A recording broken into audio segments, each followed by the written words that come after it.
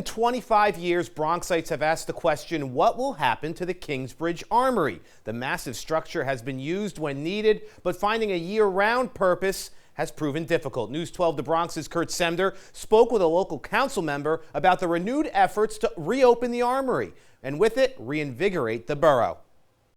It's just always been this building that is full of wonder. Councilmember Pierina Sanchez grew up not far from the Kingsbridge Armory. She remembers her first impressions of the building. I remember walking down, 8 years old, looking up at this building and be like, what the heck is this? Today, Sanchez is at the forefront of efforts to bring purpose to this long-dormant facility. So much possibility for what you can do in such a large indoor space in the city of New York, but we haven't done that yet. It's not for lack of trying. Previous proposals have fell short, whether it's a mall or an ice center. The Kingsbridge Armory has sat mostly vacant since the 1990s. Nearly everyone agrees that something needs to be done, from community advocates. It should benefit local residents, local vendors, to the borough president. I will not allow the Armory to remain vacant under my administration. The question is what to do with the former military facility that sits on 5 acres of city-owned land.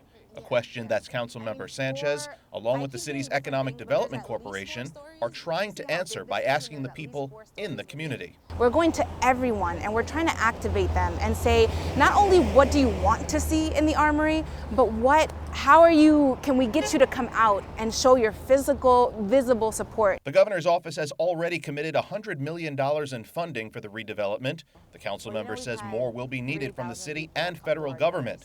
She also says whatever they decide on will take years to come to fruition. Last week, during a virtual meeting, members of the public offered suggestions, ranging from a museum to a convention space.